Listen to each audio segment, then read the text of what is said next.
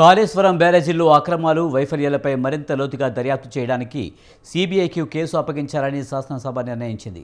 శాసనసభలో justice PC Ghosh commission నివేదికపై జరిగిన చర్చకు సమాధానమిచ్చిన ముఖ్యమంత్రి రేవంత్ రెడ్డి ఈ నిర్ణయాన్ని ప్రకటించారు. కాళేశ్వరం ప్రాజెక్టు నిర్మాణంలో అంతర్రాష్ట్ర ప్రభుత్వాలు, కేంద్ర ప్రభుత్వ సంస్థలైన ఆర్ఈసీ, పీఎఫ్సీ భాగస్వాములై ఉన్నాయని, అందుకే కేసును సీబీఐకి అప్పగించడం సముచితమని శాసనసభ భావిస్తుందని రేవంత్ రెడ్డి చెప్పారు.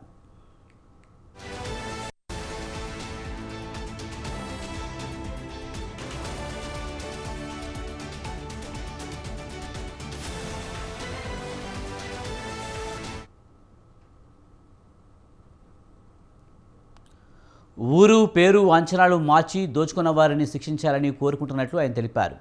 ప్రాజెక్టులు అక్రమాలపై ఇప్పటివరకు నివేదికలు ఇచ్చిన NDSA, vigilance, CAG, justice Ghosh commission గత ప్రభుత్వాన్ని, నాటి ప్రభుత్వ పెద్దల్ని తప్పుబట్టాయన్నారు.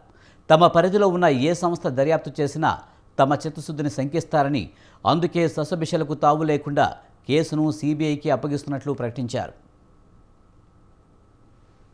ఎంక్వైరీకి మా ప్రభుత్వం ఆదేశాలు జారీ చేయనైనది.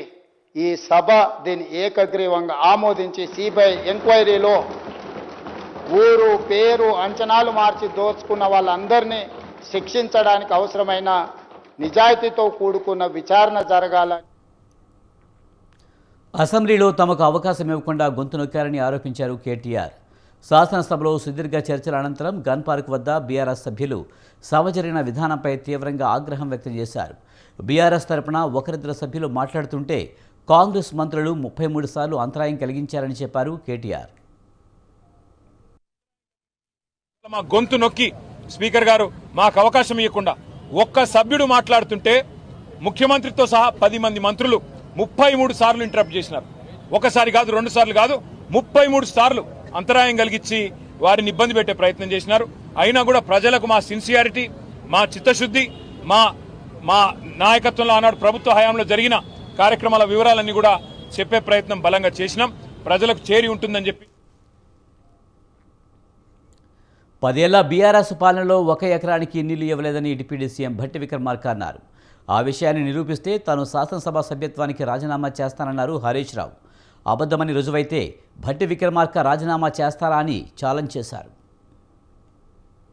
భట్టి విక్రమార్క గారు ఇందాక లాస్ట్లో మాట్లాడుతూ అంటున్నాడు, 10 సంవత్సరాల బీఆర్ఎస్ హయాంలో 1 ఎకరానికి నీళ్లు ఇవ్వలేదట.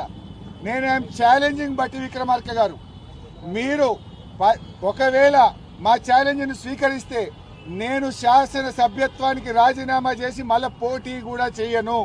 మీరు ఉప ముఖ్యమంత్రి పదవికి రాజీనామా చేస్తారా అని నేను ఛాలెంజ్ విసిస్తా ఉన్నా.